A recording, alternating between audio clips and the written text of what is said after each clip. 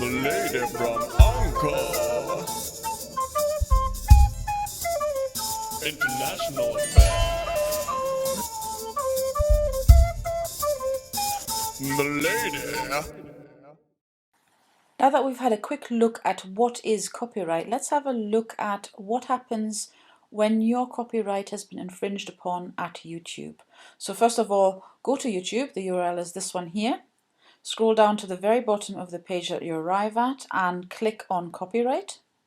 As you'll see, this page takes you to copyright on YouTube. This is all the information specific for people at YouTube or people whose rights have been infringed upon at YouTube, and you can learn quite a bit of information from using any one of these links for very specific issues about copyright.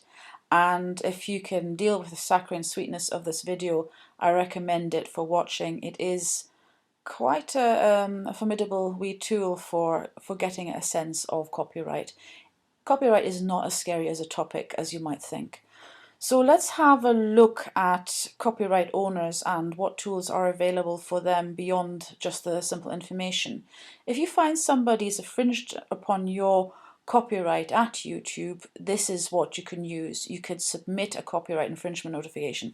Let me say at this point, really the first step should be that you get in touch with the uploader and ask them to do whatever it is you require of them, i.e. to get a license, to remove the video altogether, or perhaps even just to give you credit for your content in the video that they've uploaded. You'll find that taking this rather legal route at this point may not be in your best interest. You might find the path of least resistance a far easier one to tread.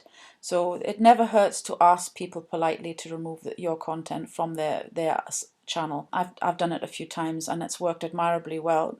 A lot of people don't realize that copyright law exists, and you could even pass them the link for the video. So let's have a look at this link here. Read through this information here. Everything that is really pertinent to you is going to be found on this page. How to proceed if you have decided that this is the route that you must take. Clicking on this button here to submit a copyright complaint will take you to the sign-in page for YouTube, because this is the one that you would use if you were a YouTube user or a Google account owner in your own right. But of course, if you're not a YouTube user or you don't have a Google account and you don't want to have one, then there is also the free form here. So clicking on the free form first, it'll give you all the requirements laid out for you, and with wee explanations for each one of them. Obviously, there's also a link back to the copyright removal web form, which is the one which requires you to sign in. We'll have a look at that in a minute.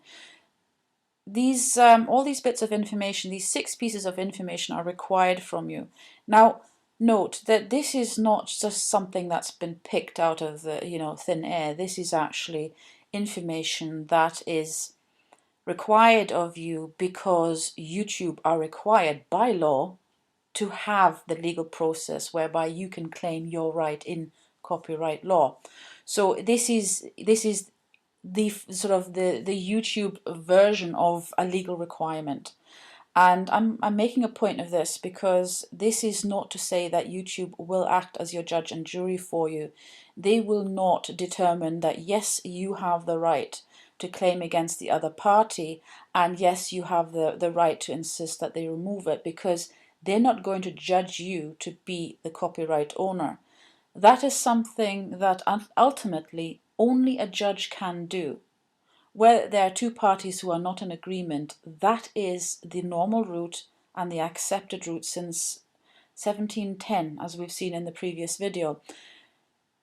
This is just YouTube's quick way of providing you with something that they have to provide you with, or else they would be in trouble with the law themselves. By the same token, if they were to act as your judge and jury, they would also be in trouble with the law, because that is not their place to do. So let's have a look at the web form and what happens here. Let me just point out here at the very bottom, this is the way that you contact them with this information here, with these 6 points covered. You can email them, you can use postal snail mail, or you can fax them. any one of these means would be okay. Let's have a look at the what happens if we click on the copyright removal form. So I would sign in. Let's say this is the account I'm claiming with, and I'm going to use my personal Google account, and I'm going to, what is it? Somebody's copied my creation. Who is affected? I am. And then you would go and fill in the same type of information that you have provided in the free form.